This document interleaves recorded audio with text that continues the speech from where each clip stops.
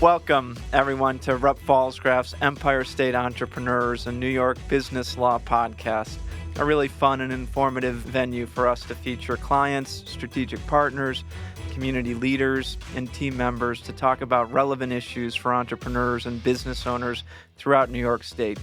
As you know by now, my name is David Fallsgraff, and I'm the managing partner of Rupp Fallsgraff, a law firm that's headquartered right here in Buffalo, New York. Very proud of our roots here in Buffalo, and over time we've expanded into Rochester and Albany, and God willing into New York City as well. And before we introduce our special guest, I did want to take a moment to thank our friends at Incept, Mike and Eric in particular, who are allowing us to use this super cool studio, this podcast studio that I think is one of a kind in our community. We've been working with Incept the last couple of years and just have developed a really strong partnership, and I wanted to thank them for allowing us to use this studio as always. Well, today, enough about me. It's really more about my guest, a good friend and an inspiring individual in our community, Mike Wisler, the Chief Information Officer at M&T Bank. Welcome, Mike. Thank you for being here with us. I'm excited to be here. Thanks for having me. So many areas that I want to explore with you today, but I want to start with sort of the beginning of your journey that ultimately led you to come to Buffalo, because as I understand it, you weren't born and bred in Buffalo. Correct. And probably didn't know a ton about Buffalo before you first arrived here. So I want to walk me through a little bit about your upbringing, or where you grew up, and sort of your formative college years, and then ultimately how you first learned about Buffalo and how you ended up being here with us. For sure. I'll try to give you the abridged version. I actually grew up in Central Ohio. And so there's definitely a bit of a feeling of coming home. Embarrassingly, I didn't realize how far west New York went, but this definitely feels like home. Grew up in the middle, Marion, Ohio, if you've ever heard of it. Big cornfield, got out of there as soon as I could.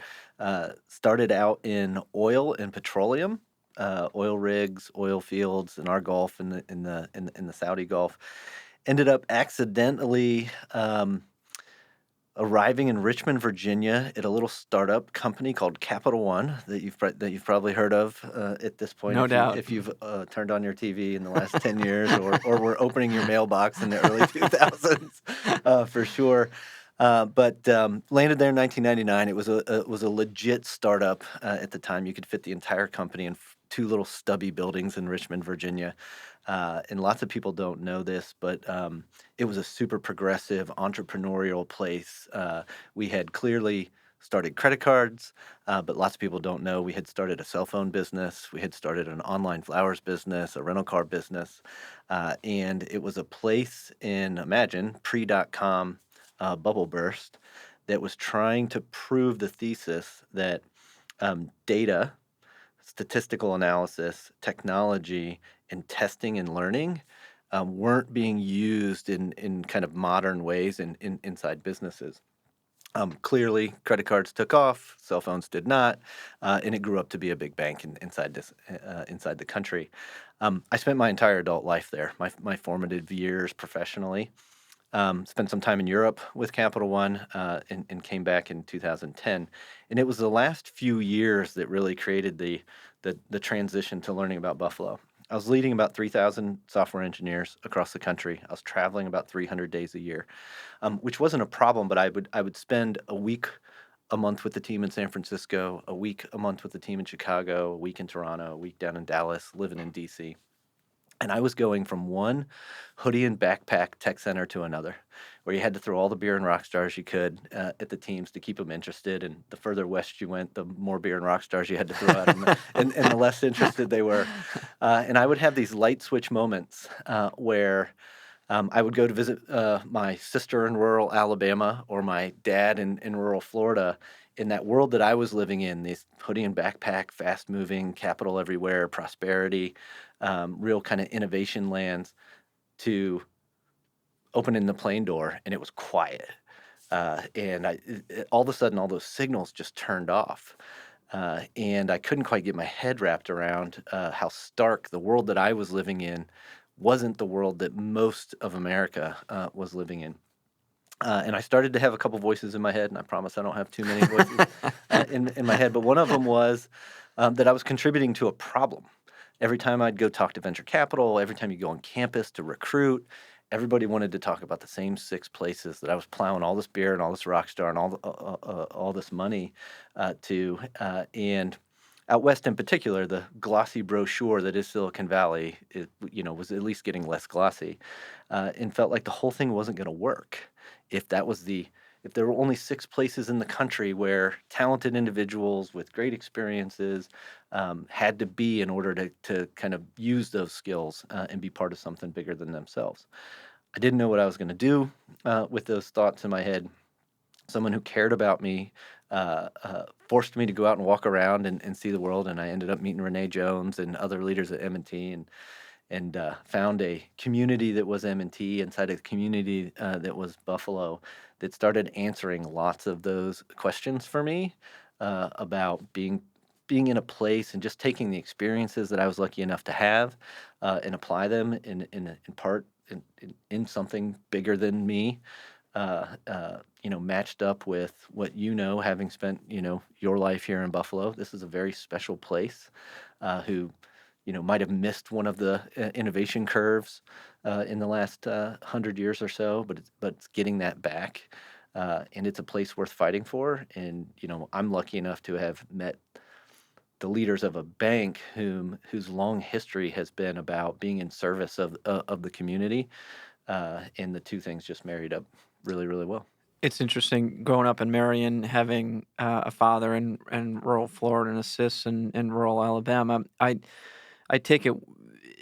I'm sure you had some ideas about Buffalo before the plane door opened and you walked out for the first time into our community. But was there probably wasn't as much culture shock or shock for you, even though you had been dealing with these 6 sort of major tech friendly environments. But do you remember those early impressions when you first came to start learning more about this potential opportunity, or before you even moved here, sort of initial impressions about Buffalo and the community?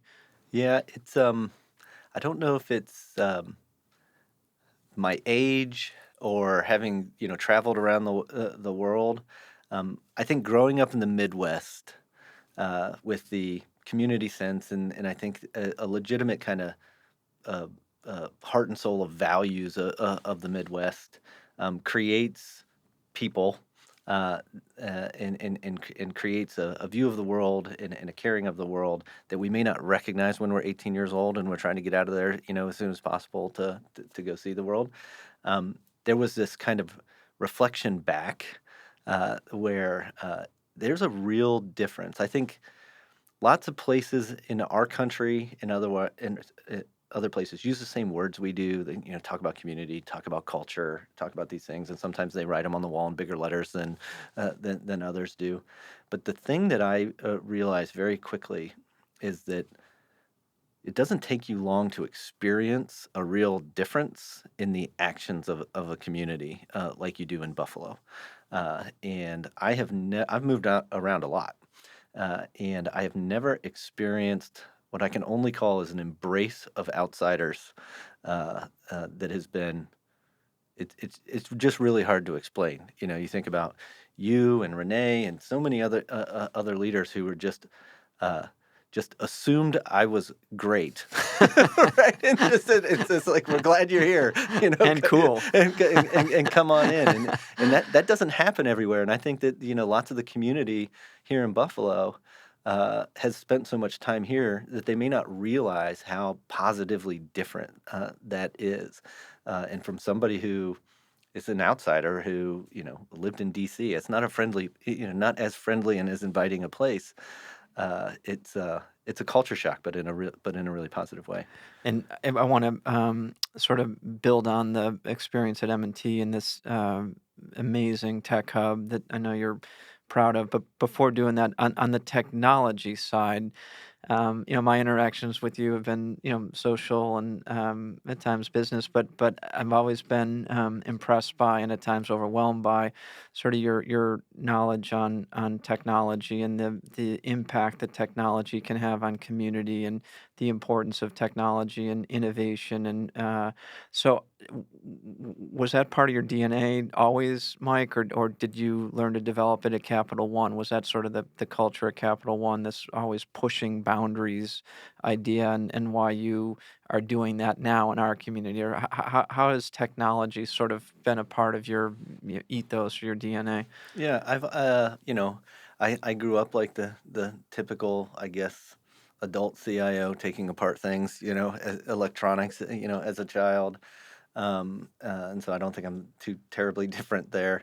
Um, Growing up where I did professionally, it was a very demanding, very progressive, very entrepreneurial place for sure. Incredibly analytically rigorous, and just had this reverence for these contemporary approaches to business. And really challenging the status quo. Even as large as that institution became, it's a top 10 bank in this country. It still considers itself a bit of a rebel, it still considers itself a bit of a challenger. And growing up being coached with that chip on your shoulder that something might be chasing you, you can't see it, and you got to keep running, certainly landed. One of the things that I didn't realize I was learning because I was in those environments that were just getting fed by lots of investment very naturally until I came here was that I was actually learning what I believe to be the modern economic prosperity model. In that, I think that there are maybe a couple dozen cities in this country that are in a race for relevance. And that relevance is mostly about relevance for talent. Call it creative class, new innovator, tech, data, like whatever kind of attribution you want to put around it. But I think Richmond, Salt Lake, Indianapolis, Detroit, Pittsburgh, Buffalo, all these cities are trying to create this relevance for those who are not only lucky enough to have the skills, have acquired the skills to solve problems in a more modern way, but are out searching for problems to solve in modern ways. And I think lots of my energy around ecosystem building, Tech Hub is obviously a pretty tangible kind of representation of that, is creating those signals to not only our community, but frankly the country, that this is a place that's relevant, that's supportive of those new entrepreneurs and that new economic prosperity model. All of those cities have that clustering and that magnetism, and it truly does take a community in order to support them. Have you found that it's been a longer lead time or shorter than you may have expected in using the tech hub as a beacon of sorts, but to achieve the objectives of making Buffalo sort of relevant in that conversation around the 10 or 12 cities where a young hotshot, tech or entrepreneur may want to, put a stake in the ground and develop roots.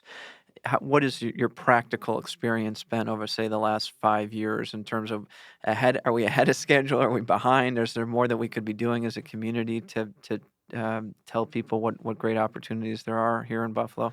Yeah, I definitely think that we as in Buffalo were on a path before I arrived. If you think about some of the assets that we have, like 43 North is going to celebrate its 10th year this year. That's an incredibly important asset in this whole ecosystem. Other investments that have been made by small and large companies over time, for sure. And many of there tends to be a real lagging appreciation for many of those assets. The last 5 years are really tough to judge for me. We had a 2-year pandemic in the middle of that, which really makes it difficult to kind of calibrate as to kind of what was happening during that period of time. I So it'll be 6 years in April for me coming Wow. here, and it feels in some ways that it's flown that it's flown by. We're really proud of what we've been able to accomplish, and I've done maybe a small part in that. I am incredibly lucky to have the support of the bank and of Renee, who's just a believer in these things. The investment that we made in the tower. Could you imagine me trying to make that case post in the middle or post a pandemic? And we were able to maintain a lot of conviction around what we believe in, while frankly the rest of the world was sending signals that were pretty counter to that investment. And I'm glad we maintained that conviction. And I think that we're feeling proud of it, and I think we're only going to feel more proud of it as we go. Tell me about some of the challenges with the tower. You talked about making the case, and thankfully you had a number of supporters who were behind you 110%. But I can only imagine the case you must have been looked at times as being crazy, and like maybe this guy needs to go back to Capital One, or he's going to rebuild this tower and turn it into some incredible tech hub.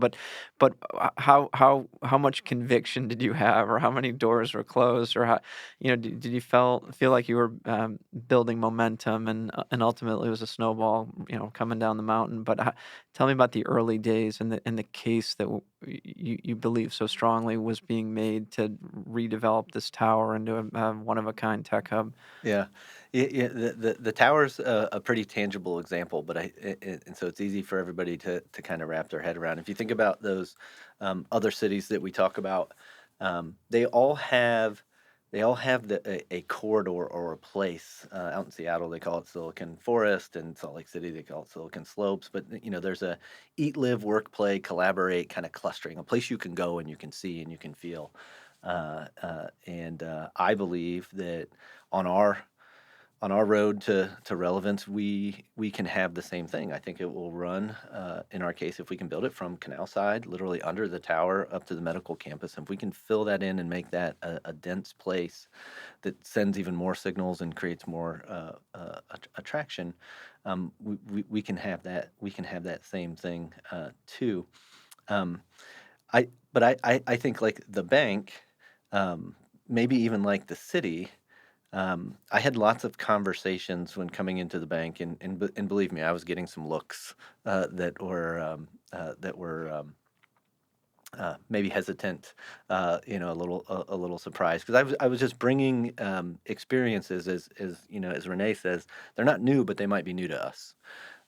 And I think we spend a lot of time talking about beliefs and behaviors and then techniques. And I think it's really natural in the world that we're in now to be drawn to the techniques, whether we're talking about big data or AI or the cloud or tech and digital. They're really tangible, really easy things for everyone to grab a hold of. And I really tried to resist answering those questions. And I think I might have confused some folks as a new CIO into town who asked, like, oh, well, what's our tech plan?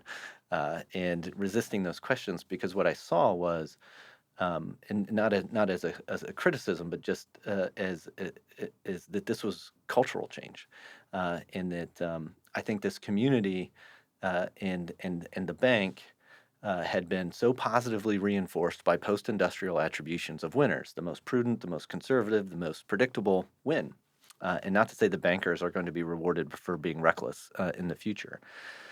But we really had to sit and say, can we and do we believe that the winners of the future are going to be crowned winners because they're nimble, they're responsive, they're adaptive, they're communities of learners, because we believe that the half-life of expertise is shrinking, and that the world is actually changing so fast right now that the model is about building a community or a company or a team that's actually able to see the change and adapt to the change. Like, that's the attribution of winners. And if you can believe that to be true, then you can start talking about, well, what behaviors might a team or a community or a company want to evolve to? Because the traditional ones were probably a little more top down, closed circle, closed rooms, small groups of decision makers. And the new model is one where leaders actually subordinate themselves to others. You have to push the decision making out to the place where the problem presents itself, which is not in the boardroom. It's at the point of the customer. It's not at the top of an org chart. It's not in a committee somewhere, and it's a different behavior model. If you can think about those beliefs and stare in the mirror and believe that you can believe something new, and then you can really practice different behaviors, then I think you can talk about the techniques, because the techniques are just crafts. You learn them, you practice them, um, and you can become very competent at them. But if they don't match with the beliefs and behavior system, I think you'll really struggle. How have you found communicating that sort of strategy or that theme with such a large organization that you work in, or through 43 North, or through community engagement or involvement? Is that resonating? Is that theme striking a chord with many of the sort of constituency groups that you're working with, Mike? Yeah, I think it is. But at the end of the day, it you know I think the one thing that will endure change is people.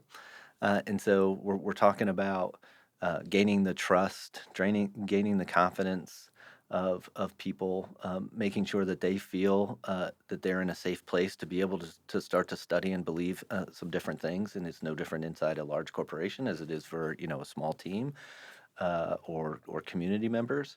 And so that takes time. And I think it's not super linear. Like you have to keep coming back and reinforcing those things. I'm really proud of what I've seen in this community of leaders. I think we have a baseline ambient level of inviting, really low political quotients, in this community. The city of good neighbors is in fact that, and so I think we've got this intangible kind of base to start with, and we need to just share new experiences and begin to believe those. And if you think about the ecosystems that are probably a little bit ahead of us, who had the same history as we did. Detroit and Pittsburgh are really are really great examples of those things. We have to invite the traditional power brokers, capital holders, decision makers, and help them understand that it's good for them to subordinate themselves to others, and support an ecosystem, and give those who may not have been the traditional ones one would ask to make a decision, the support to be able to make decisions in places. And I'm seeing a lot more of that in the community. Do you think that empowerment? I think about, and I've as I stand in my 16th floor window and overlook sort of the waterfront connecting with the medical campus, and I talk frequently about the density that's I'm seeing happen around us. And do you think empowering sort of a broader spectrum of constituents or individuals, or non in a non-traditional way, could that help us accelerate that ecosystem that you talked about, connecting of those worlds? And I'm still hungry to see downtown thriving on a weekend or on a Saturday afternoon if you're in the office, to have multiple locations where you can eat or drink or meet people or have coffee. And I like the way you talked about those other successful communities having these mindsets of live, work, eat, sort of all in one area. And I don't think we're there yet, but I love the message. And I'm curious if you can think of ways in which we can help accelerate the build out of that ecosystem and that sort of downtown corridor community. Yeah, I felt like like your longitudinal view is longer than mine. I felt like the first couple years pre-pandemic, we were getting there, and then we kind of took a bit of a step back in the downtown core. I live in the downtown, in right downtown as well. I feel like there's the risk takers are starting to come out. We're seeing a few more entrepreneurs, open up shop in some place. I think that we saw for the first time that the population in the community hasn't declined. It actually grew. We're seeing short-term struggles, but really long-term good signs around housing. We've got more folks moving here. I think that those signs are happening. We just need to continue to feed the environment. One of the things that we talk about is the the legacy way for community building was about giving away tax base to invite a company to move in who would bring workers, and start a cycle that way. I think that the new way is to create an environment such that entrepreneurs will want to come, and the talent will want to come be part of a community. I think the line between live, eat, work has definitely blurred. It was blurring before, and I think I think it's blurred now. I see a lot more young people coming to Buffalo. Like we're obviously trying to bring a fair amount here as well. I see lots of the signs. The ecosystems are complex in that I don't think we can try to predict an outcome and build a complicated, solve a complicated problem to an outcome. I think what we talk about a lot is creating the right environment for lightning strikes. If the temperature's right and the humidity's right, a lightning strike's going to happen. You don't know where it's going to happen. I think we have to collectively believe that if we continue to support the atmosphere in those things, whether it's supporting a 43 North or supporting the other elements of the downtown community, that we'll start to see the lightning strikes happen. I love that, and I think it's telling, Mike, that it's not just in your role as the CIO at M&T that you're trying to accelerate the development of this ecosystem, but your role at 43 North, and applaud you for that. I think it's an amazing organization, and until you said it was 10 years going now, I would have thought it was maybe a few less than that. So it's incredible that we've been blessed with 43 North for going on 10 years now. So I'd love your perspective on sort of what you hear from businesses or business owners or entrepreneurs who have been fortunate enough to be a part of your program and call it a year in or 2 years in. What sort of feedback are you getting from these younger entrepreneurs who are coming to Buffalo for the first time and are excited to develop their company with the assets that we have, and positive or hopeful in terms of what you're hearing from the people who this program is impacting? Yeah. First, I think we are incredibly lucky to have the asset that is 43 North. To think that 10 years ago, a small group of individuals were able to come up with what is objectively a one of a kind endeavor.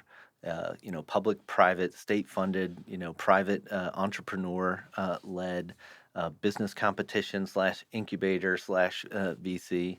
No one else has done it like 43 North has done it anywhere in the country. And obviously, I might be a little bit biased in there. I think it is quite possibly one of the most underrated uh, things of its kind, if there is a thing of its kind across the country.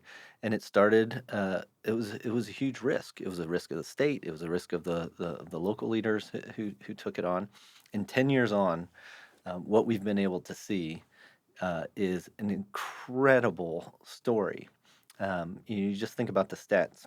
I think we've had 8 or 9 competitions. We didn't have one during the COVID year, where the first few were business idea competitions. Where this year we had 900 applications from around the world. We invited 20-ish companies to Buffalo, put 8 on stage. In the 5 winners that we ended up investing in, a couple of them have founders that this isn't their first company. They've exited successfully, a couple times.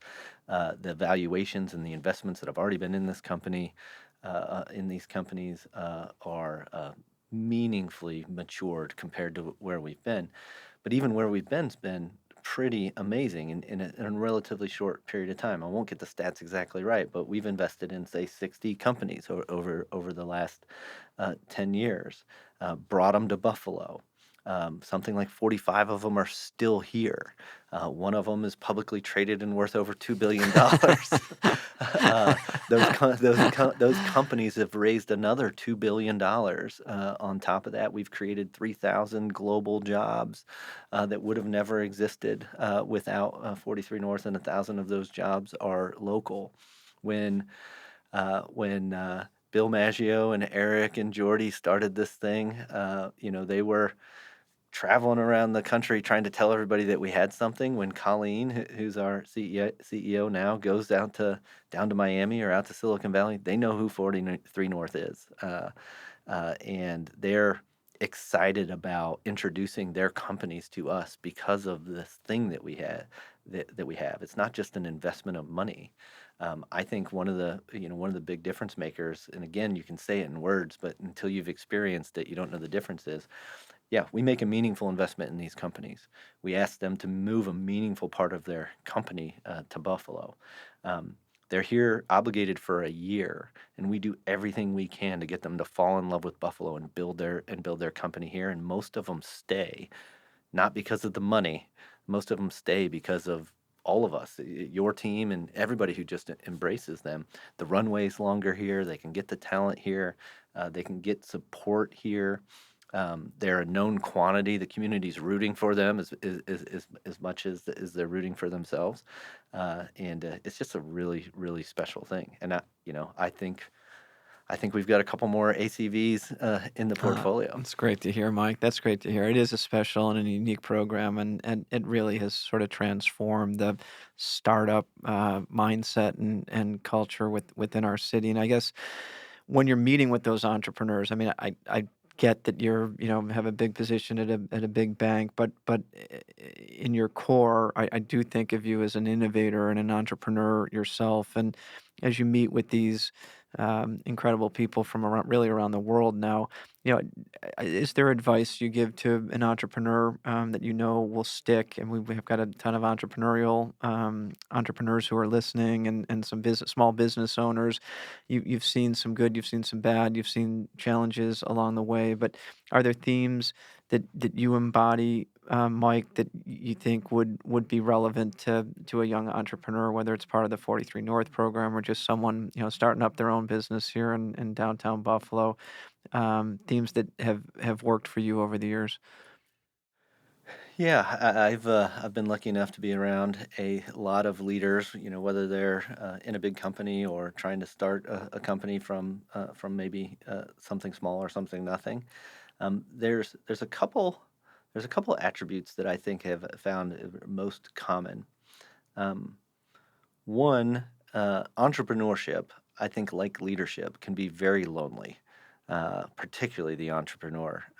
And the most successful entrepreneurs I've seen have been able to will a conviction and belief in the mission that they're on, that creates a level of resilience that is in defense against the resistance that is must happen in order in order for a company to break something positively, and really um, making sure that that conviction comes from a place that can sustain that resiliency and that belief, particularly when others. Are going to take shots at you, and frankly, I think like a good marketing program, if no one's complaining about it, then then it may not be as great as you think. That conviction and that belief in oneself and belief in one's mission has to be there. And I know you see it all the time.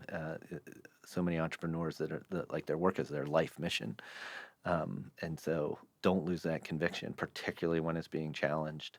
And surround yourself with those who are going to tell you the truth, but are going to be positive feeders to that conviction.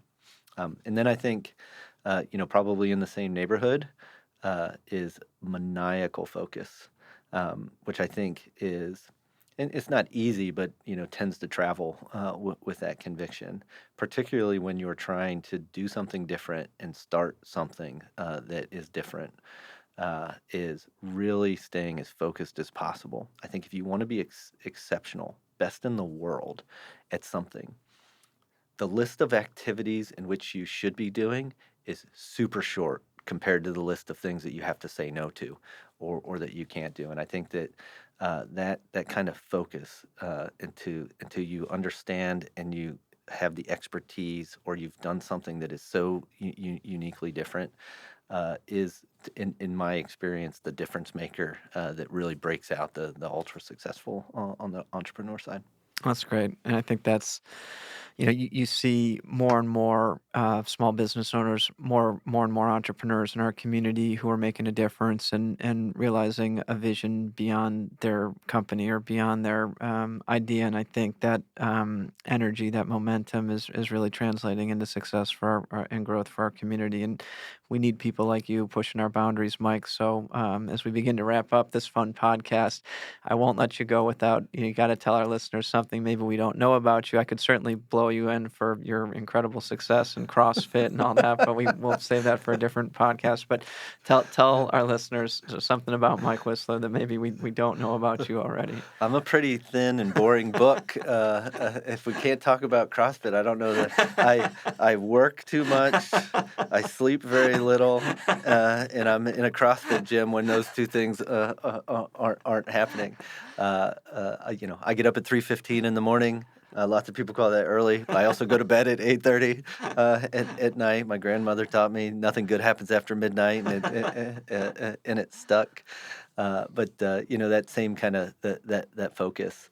I think that I think leadership is an endurance sport, and lots of the work that we do and that I find myself doing, the way that I'm able to maintain the kind of energy, physically and otherwise, is to not just push myself in the ways that are probably more visible to everybody in the community, whether it be at the bank or with 43 North, is really challenging myself to see how far one can go, because I don't think you know how far one can go until you try to go maybe a little too far, and that's CrossFit's definitely that for me. Well, look, our community is so fortunate to have you in it, Mike. We want you to keep pushing us, keep breaking ceilings on behalf of our community. I can't begin to thank you enough for your work. It's inspiring, and we are so fortunate to have you here in Buffalo. So keep up your great work, and thanks again for your time today. That's very kind. Thank you very much. All right, thanks, buddy. Yeah, man. That was great. No, that's awesome.